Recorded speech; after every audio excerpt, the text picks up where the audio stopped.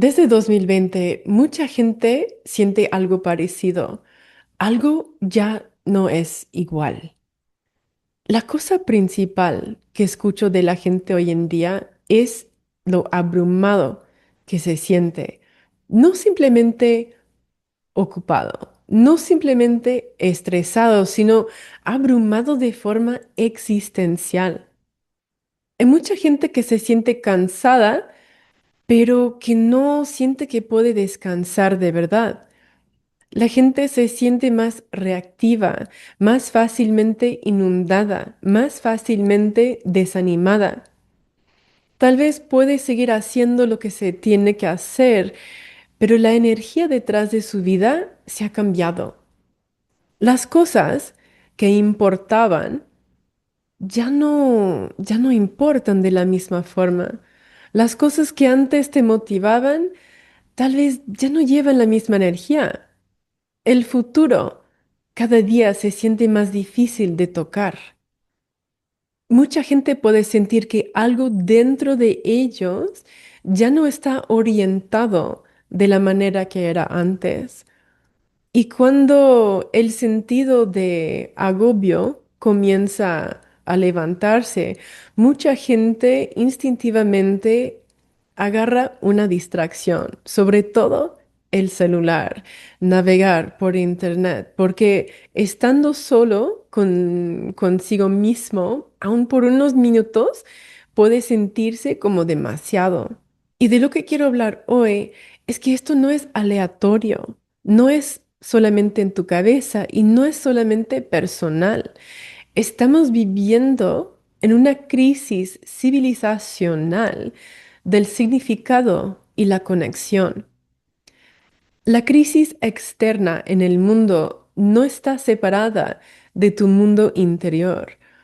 Y la crisis civilizacional no está separada del trabajo que hemos estado haciendo en los episodios recientes alrededor de la escasez, la carencia, la herida central y los patrones ancestrales.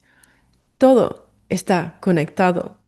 Bienvenidos a Inner Integration. Yo soy Meredith Miller y esto es de la escasez heredada a la medicina viva. Nuestra relación con la existencia ha sido desmoronada desde 2020.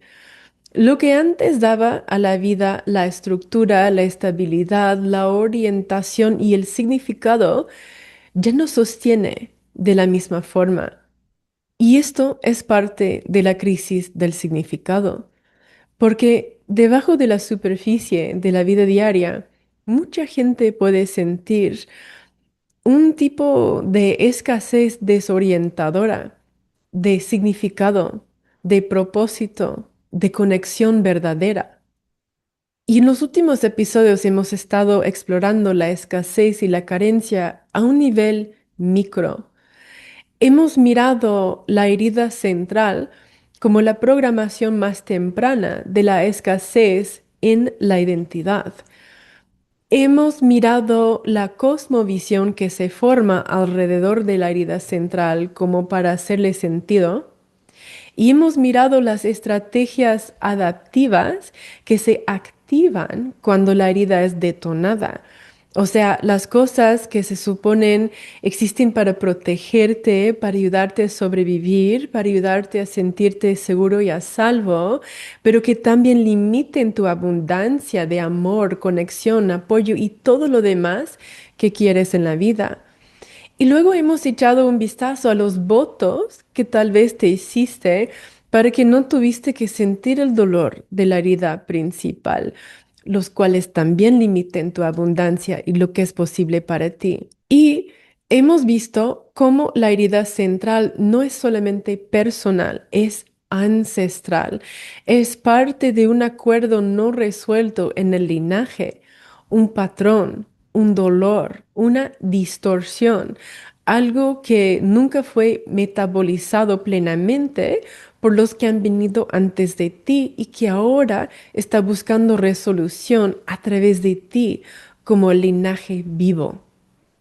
Hoy quiero ampliar la lente porque el micro y la macro están conectados. Lo que está pasando dentro del individuo se refleja en el colectivo. Y lo que está pasando en el colectivo está formando lo que está pasando dentro del individuo. La herida individual está abriéndose dentro de una crisis colectiva de significado. Esto es la escasez de nuestra época, un- una carencia aumentando de conexión y significado. Y claro que hay presiones materiales verdaderos crecientes en el mundo también, como la inestabilidad económica, la tensión de los recursos, las guerras, la ruptura en los sistemas globales y, y el sentir creciente de que las formas básicas de estabilidad ya no se pueden tomar por dados. Todo eso es real. Y aun si tú no estés rastreándolo de forma consciente, tu sistema nervioso sí lo está. Es por eso que yo creo que una de las formas mayores de la escasez en nuestra época no es solamente material, es la escasez del significado y la conexión verdadera. Porque cuando el significado se desmorona, cuando la conexión real se desmorona, no solamente crea incomodidad, sino que detona tu herida principal, activa tus patrones de supervivencia, amplifica el trauma no resuelto en tu linaje y toca todos los lugares en ti donde aprendiste a adaptarte a la inestabilidad, la desconexión, el miedo, el luto, el duelo, la indefensión y la carencia. Porque aun si no estás reconociendo esto de forma cognitiva, tu sistema sí se lo sabe. De la misma manera que si tú creciste en un ambiente caótico, tu sistema se hizo hipervigilante de patrones similares que lee en el entorno aún décadas después. Y los de nosotros que hemos aprendido a leer el salón en la niñez, somos los mismos que estamos reconociendo las señales en el escenario global. Lo que muchas veces se llama una crisis de significado no es solamente un asunto personal, sino también ancestral y colectivo. Mientras las estructuras heredadas se disuelven, el dolor no resuelto emerge, surge a la superficie. Y esto es lo que estás sintiendo ahora. Aun tal vez no tuvieras las palabras como para nombrarlo, o tal vez ni siquiera la conciencia como para reconocerlo, pero probablemente lo que sí notas es cómo estás buscando distracciones, cualquier cosa y sobre todo navegando en internet para evitar dejar que el sentido de agobio surja. La crisis del significado no es solamente un problema filosófico abstracto, sino que se asoma en la vida ordinaria, aparece en las vidas de todos nosotros, aparece cuando el futuro ya no se siente real de la misma forma, cuando los planes anteriores ya no llevan la misma energía, cuando el éxito ya no se siente significante, cuando el pertenecer se siente inestable, cuando las instituciones ya no se sienten confiables, cuando la identidad empieza a desmoronarse, cuando lo que antes te orientaba ya no lo hace. Aparece cuando técnicamente puedes seguir funcionando, pero hay como una voz callada por debajo de todo preguntando, ¿cuál es el sentido? ¿Para qué? Y puede que estés notando que muchas de las cosas que te importaban antes de 2020 ya no te importan, pero pueden haber otras cosas que dentro de los últimos años se han hecho mucho más importantes para ti. Esto es lo que pasa después de la crisis existencial. Y hace 2 años, en enero del 2024, hice un masterclass que llamé La crisis existencial y la regeneración. Y hice una encuesta entre las personas que han asistido durante esa clase y les pregunté cuál de 5 áreas de su vida fue más impactada por el desmoronamiento existencial desde 2020. La respuesta número 1 fue la libertad y responsabilidad. Y de eso hablo frecuentemente, lo que yo llamo el estado de cautiverio, lo cual es el contrario de la libertad y es el estado en el cual la mayoría de la gente está viviendo hoy en día, aun si está despierta, aun si ha dejado una relación o situación abusiva. Del cautiverio a la liberación es la premisa de mi nuevo libro que, lamento, es solo en inglés, que se llama Becoming Whole. El estado de cautiverio dura hasta que hagamos el trabajo interior del empoderamiento verdadero. Y eso no es igual a señalar con el dedo a los malos. La lucha existencial número 2 en esa encuesta que hice en 2024 era el significado y el propósito. El último en la lista, o sea, el quinto de los 5, era la vida y muerte. O sea que la gente tenía menos miedo de morirse. Estaban más preocupados de la libertad, el propósito y el significado. A pesar de todo el bombardeo de miedo, estos son los que más importaba a la gente. ¿Por qué se hicieron tan importantes el significado y el propósito? Porque mucho de lo que nos daba significado fue heredado, no escogido.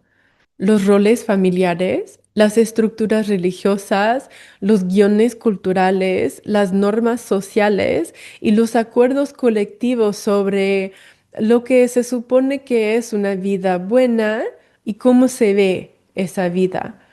Y mucho de ello era bonito y algo de ello era divertido.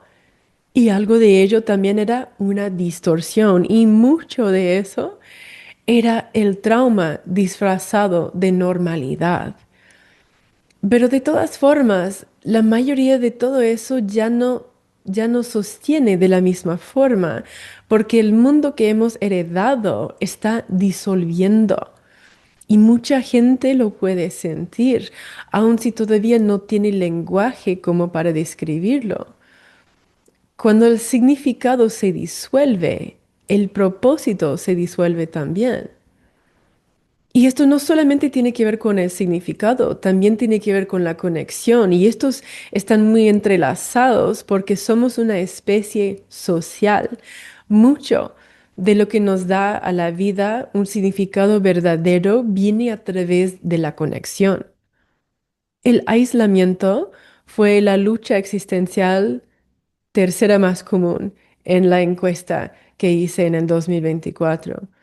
Y a propósito, como 2 años han pasado, voy a tomar esta encuesta de nuevo, pero esta vez en YouTube. Voy a hacer una encuesta en inglés y otra en español. Vas a encontrar este post en mi canal. Me encantaría que participaras si quieres. Y luego, a través del tiempo que hay gente que contesta, voy a comentar en algún episodio en el futuro después de ver lo que la gente dice en las encuestas. Estamos viviendo en un tiempo en que la gente tiene la percepción de la conectividad más que jamás. Podemos mensajear a cualquier persona inmediatamente, podemos mirar, escuchar y leer a cualquier persona de alrededor del mundo en línea. Podemos consumir contenido interminable que ahora ha reemplazado el televisor perpetuo en el trasfondo. Ahora podemos estar en contacto constante en un ambiente digital donde no solamente es radiotransmisión, sino que es interactivo. Porque cuando comentas, le pones te gusta o compartes cosas en línea, eso es muy distinto que simplemente mirar la tele, pero todavía no es conexión real. El contenido interactivo y el contacto digital no son lo mismo que la conexión incorporada. El sistema nervioso no registra nada de eso como la conexión verdadera porque es una simulación. La conexión verdadera requiere presencia, attunement, o sea, sintonizarnos, la regulación, el incorporamiento, el embodiment, la capacidad de estar contigo mismo mientras estar con otra persona. Y puedes tener esto de alguna forma en una llamada telefónica o videollamada, pero mucha gente ni siquiera tiene la capacidad como para estar presente ahora mismo, aún en persona, porque mucha gente ni siquiera tiene la capacidad de estar presente consigo mismo ahora. Así que volvemos a las pantallas como un sustituto, como una forma de corregularnos con dispositivos en vez de autorregularnos o corregularnos con otros humanos. Y esto funciona a cierto grado porque tu dispositivo habla el mismo idioma que tu sistema nervioso. Es un código binario de ceros y unos.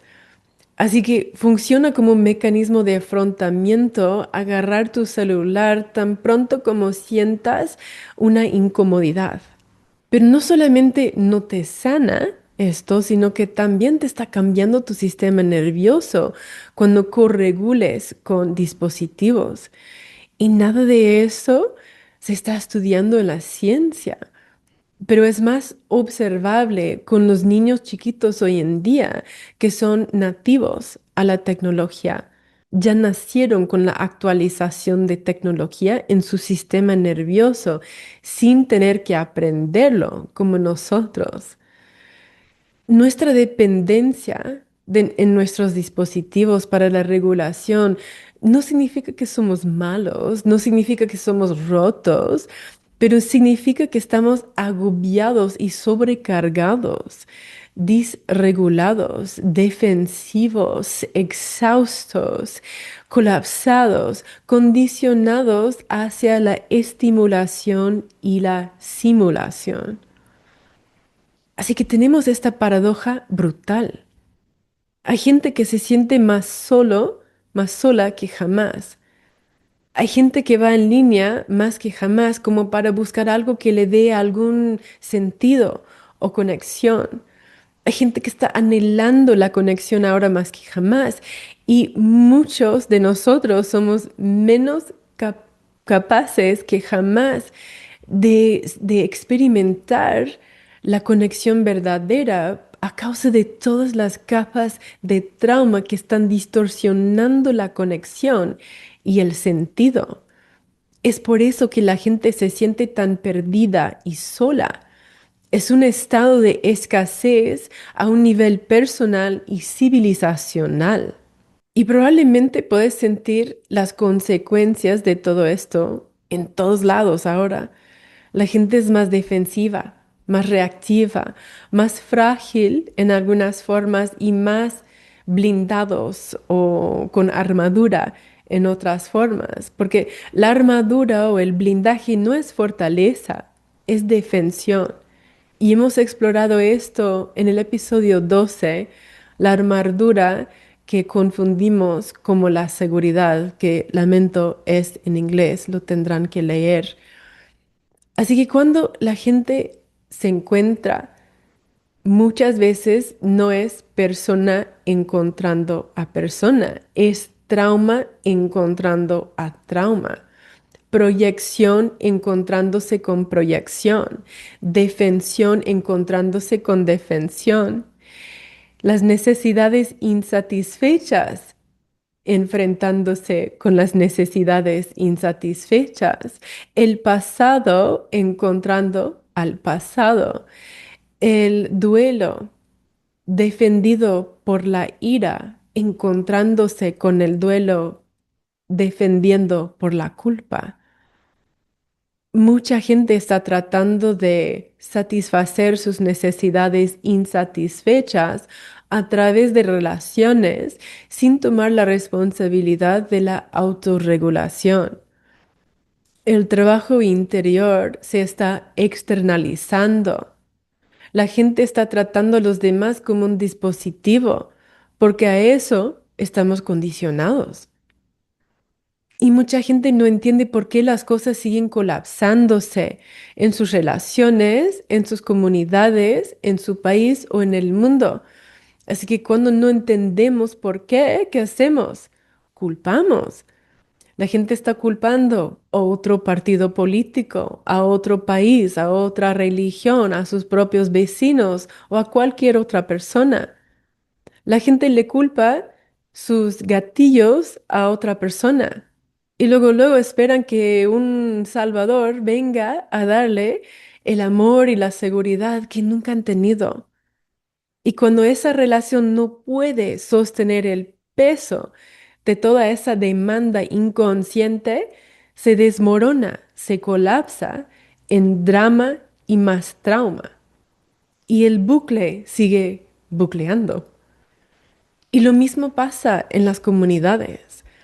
La gente está anhelando la comunidad ahora más que jamás después de todo lo que hemos vivido en los últimos años. Claro, ¿no? Porque queremos sentir que pertenecemos y somos apoyados. Pero las comunidades se están construyendo encima de la conciencia de supervivencia, de la escasez, del miedo, de la culpa, de un enemigo compartido, de una amenaza en común, de un intento como para crear la seguridad externa sin hacer el trabajo interior requerido para mantener la madurez relacional real. Y esto puede crear un vínculo temporal, pero no crea la comunidad verdadera porque tarde o temprano se colapsa o estalla a causa de la misma herida sobre la que fue construida, porque fue construida encima de la distorsión y la herida en vez de la coherencia y la medicina. Porque igual como en las relaciones, si un grupo se mantiene unido por la proyección, la actitud defensiva y la culpa, eventualmente ese dedo que está señalando hacia afuera se vuelve hacia adentro. La gente inevitablemente se vuelven unas contra otras cuando culpar al enemigo es la base de su unión. No podemos crear juntos lo que no hemos cultivado dentro de nosotros. La carencia que vemos en el mundo refleja la carencia dentro de nosotros. La escasez que vemos en el mundo es un reflejo de la escasez dentro de nosotros. Y aquí es donde quiero ampliar el encuadre hasta más. Esto empecé a notar en 2020 muy claramente y he hablado sobre lo que he llamado la ruptura mórfica del 2020. Lo que pasó en ese entonces no fue solamente una crisis global, no fue solamente la conmoción social y no fue solamente la tiranía disfrazada de salud pública. No fue solamente el estrés colectivo en respuesta al bombardeo de miedo, fue una ruptura en el campo y en el alma humano.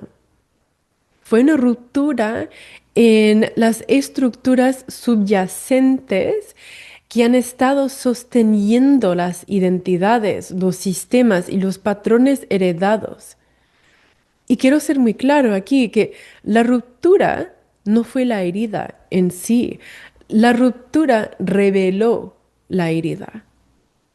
Igual como cuando la gente se despierta dentro de una relación abusiva adulta, al principio normalmente piensan que esa relación es la herida y sí es dañina, pero no es el origen de la herida. Ha expuesto la herida que ha estado enterrada debajo de la superficie, una herida que ha existido mucho antes de esa relación. Así que lo que pasó en 2020 no fue el comienzo tampoco, pero desestabilizó las estructuras que estaban conteniendo lo que ya estaba ahí, debajo de la superficie. El trauma personal, la acumulación ancestral, el duelo colectivo, la falsa coherencia, la arquitectura de supervivencia heredada. Lo que ha estado suprimido desde generaciones empezó a surgir, aun cuando pensáramos que fuera personal.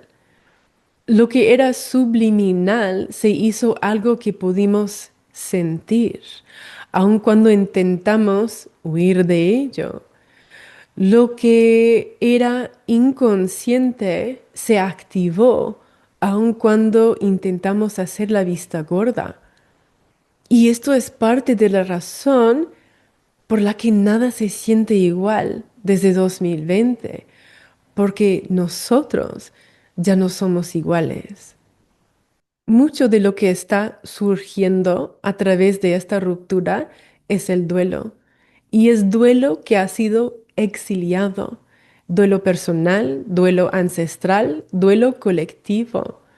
Así que estamos sintiendo la acumulación de lo que jamás ha sido sentido, nombrado, procesado o metabolizado. Y encima de todo eso, estamos conectados a dispositivos y una corriente interminable de información sobre el caos continuo en el mundo. Y todo eso es agobiante. Pero el duelo es vulnerable. Y para la mayoría de la gente, el duelo no es lo primero que se sienten, porque el duelo es un sentimiento grande que no queremos sentir. No se siente seguro sentirlo. Así que en vez de sentir el duelo, sentimos frustración, confusión, ira, escándalo, actitud defensiva, entumecimiento. Estos son las capas de protección. La ira puede sentirse más seguro que el duelo. El pensar de tener razón puede sentirse más seguro que la indefensión. La culpa puede sentirse más seguro que la pena. La confusión puede sentirse más seguro que la verdad. La actitud defensiva puede sentirse más seguro que la vulnerabilidad y el entumecimiento puede sentirse más seguro que el sentir. Así que mucho de lo que hemos estado observando en los años recientes es el duelo defendido, es dolor con armadura. Y cuando ese duelo no es reconocido por lo que es, la gente se queda atorada en la capa defensiva. Y eso es parte de por qué todo se siente tan cargado ahora en el mundo y en ti. Porque es como que todos tenemos la mecha cortita. Hay mucho duelo que está inundando el campo ahora. Y hay mucha gente que está todavía luchando en contra de eso en vez de sentirlo. Y sentirlo no es lo mismo que sanarlo, pero tenemos que sentirlo como para comenzar a sanarlo. Así que cuando llegamos a un impasse, o sea, un callejón sin salida, a un nivel personal o colectivo, el caos intensifica y la escasez se hace más grande. Pero el caos no es el enemigo. Yo veo el caos de forma distinta que mucha gente. Porque cuando vemos el caos muchas veces nos blindamos de forma instantánea o hacemos la vista gorda o lo adormecemos. En una cosmovisión materialista, el caos solo se ve como el peligro, pero en una cosmovisión simbólica, el caos también es un portal. El caos sacude todas las capas que estaban atoradas, desestabilizan las estructuras que estaban conteniendo todo lo que tenía que surgir. interrumpe la falsa coherencia que era la base para lo que llamábamos la normalidad. Y esto no significa que el caos es agradable y definitivamente no significa que el daño es bueno. Y no se trata de romantizar el sufrimiento, pero significa que el caos puede hacer accesible la verdad que estaba enterrada, porque va a desalojar todo lo que no estaba construido encima de la verdad. La ruptura no sanó de forma automática a nadie, ni tampoco sanó al mundo, que seamos claros al respecto. Reveló, expuso, hizo que el campo fuera disponible, porque nuestros mecanismos de afrontamiento que estaban conteniendo el duelo ya no funcionan de la misma forma. Y una vez que el campo se abra, ahí hay una oportunidad. No es una garantía de la sanación, pero es una oportunidad. Lo que importa es lo que hacemos con ello. La oportunidad es encontrarnos de forma consciente con lo que está surgiendo en vez de repetirlo de forma inconsciente. Mucha gente está en modo afrontamiento ahora mismo y esto tiene sentido porque ha habido mucha acumulación del trauma personal, del trauma ancestral, de la desestabilización colectiva y la incertidumbre continua y ahora un aumento en el caos global encima de todo ello. Claro que la gente está afrontando, claro que los mecanismos de afrontamiento tienen su lugar. La meditación puede ayudar, la naturaleza puede ayudar, el breathwork, o sea, el trabajo de respiración puede ayudar, las rutinas saludables pueden ayudar. Tener alimentos, agua y otros recursos prácticos importa. Todo eso importa. Pero el afrontamiento no es igual a hacer el trabajo interior.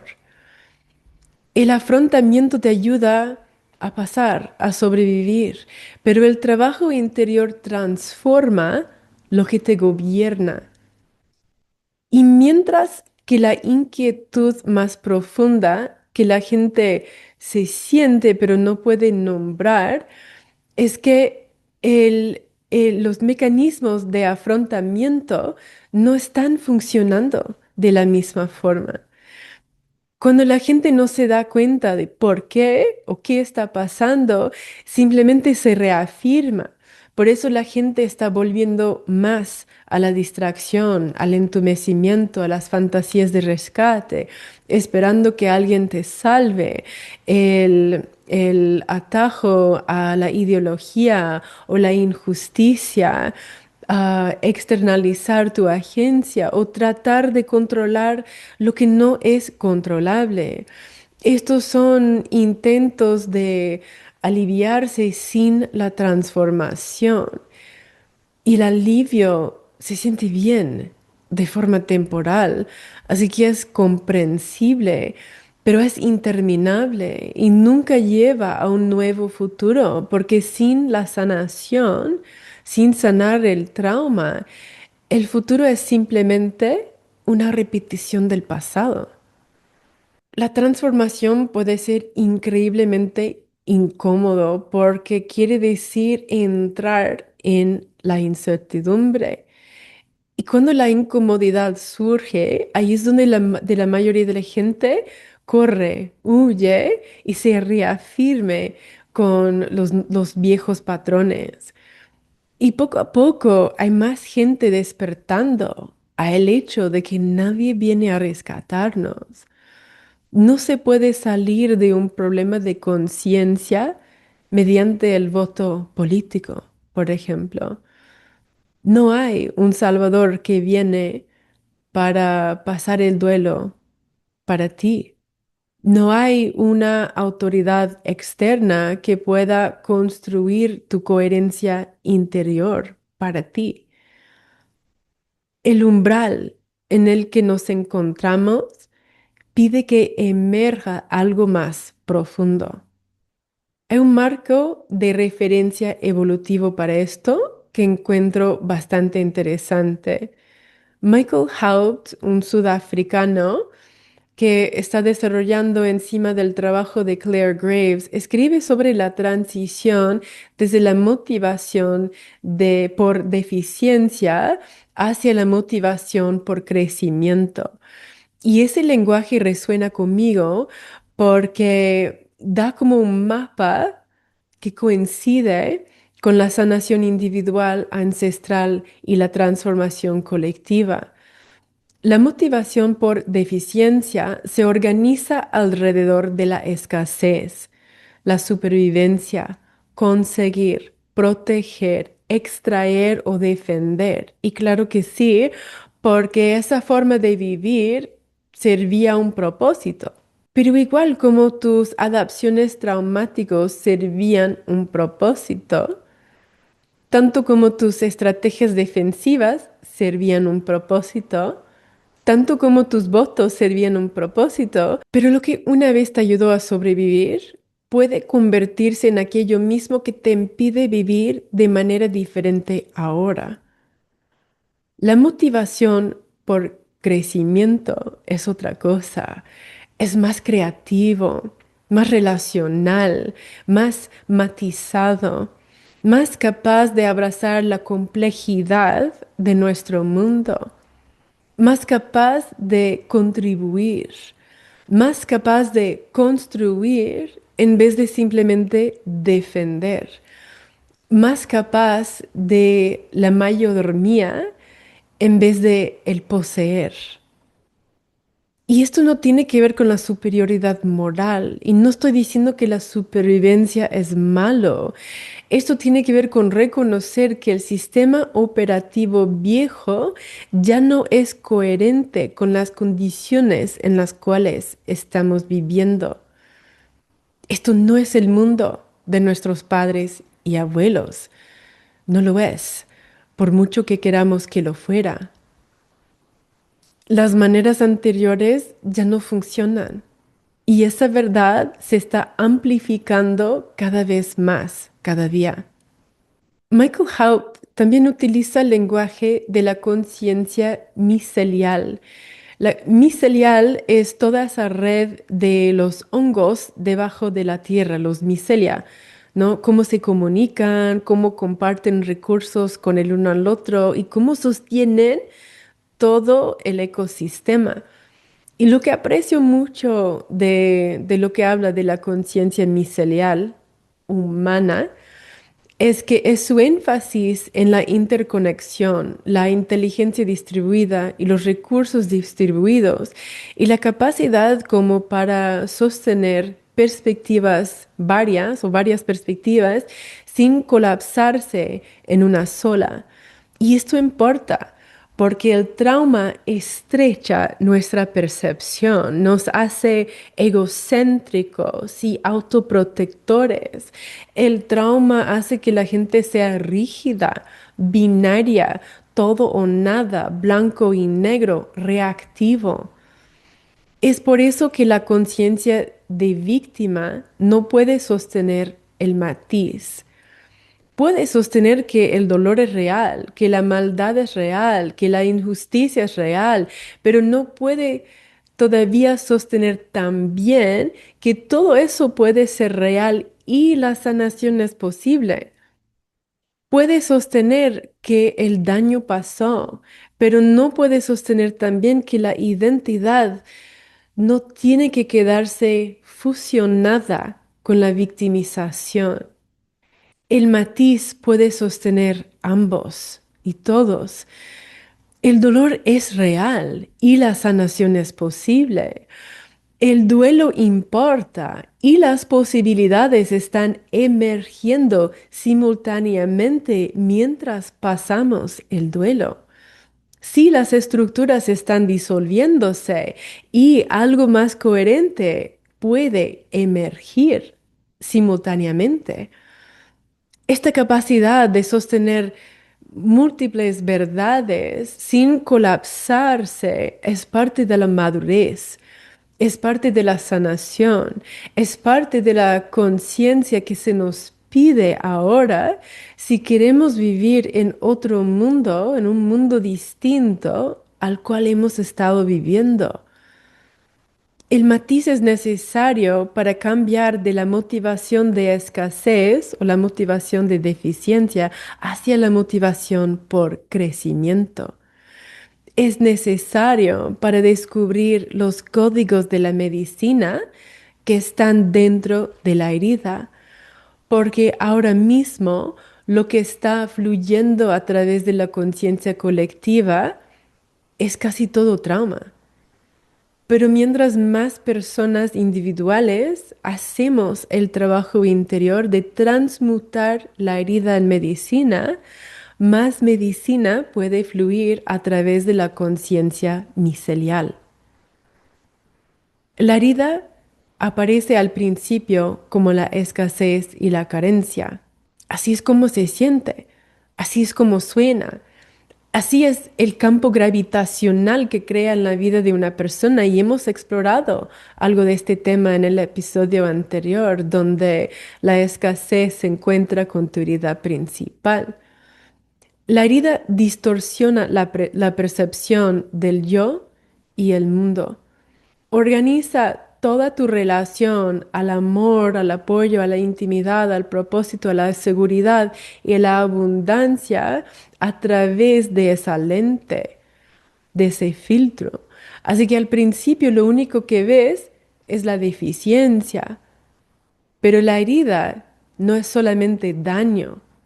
La medicina está codificado en la herida. Y no quiero decir eso de una forma de desviación.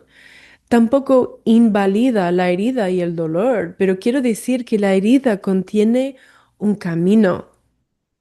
Y cuando te permites sentir el dolor, cuando pasas el duelo de lo que es real, cuando te permites ver el patrón y su origen claramente, cuando honras la adaptación traumática por lo que te servía érase una vez, cuando dejas de confundir las estrategias de supervivencia con quién eres, cuando te permites o permites emergir el insight, o sea, la revelación, el crecimiento del alma, la verdad y la capacidad que surgió a través de ella, ahí está la medicina. La medicina que yo descubrí en mi herida central es la gracia. Y por casualidad es el nombre de mi antepasado. Lo que estoy transmitiendo ahora es la gracia. Yo soy un ejemplo vivo de este proceso de herida a medicina dentro del individuo que lleva a la mayor coherencia interior.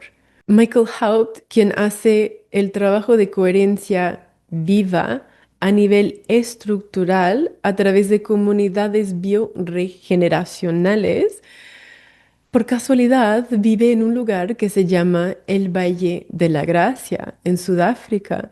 No porque lo planificó, no porque lo forzó, que simplemente llegó ahí un día y sabía por qué. La medicina no es forzada, emerge con gracia. La comunidad tampoco es forzada, también emerge con gracia. La coherencia interior puede encontrarse con la coherencia colectiva a nivel comunitario a través de la coherencia relacional de las personas que luego hacen escalable a nivel de comunidad. No es interior o exterior, son ambos. La herida es el nudo.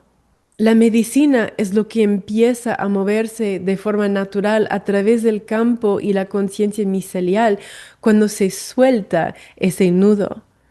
La medicina es la sabiduría, la coherencia y cualquier otro recurso interior que se transmuta de lo que érase una vez solo se sentía como dolor, deficiencia, individualmente, ancestralmente y colectivamente. Así que recuerda que la escasez de recursos no solo tiene que ver con lo material. La ingeniosidad escalable tiene que ver con los recursos internos. Y lo mismo ocurre con la abundancia. El significado no es algo que devolvemos al restaurar el mundo antes del trauma, antes de la relación, antes de la guerra, antes de la pandemia, antes de la edad digital. El significado no tiene que ver con regresar a los guiones heredados que era si una vez nos servía, pero que ya no funcionan a dónde vamos. El significado ahora tiene que volverse más incorporado, más consciente, más honesto, más examinado, menos performativo, menos dependiente en la falsa coherencia.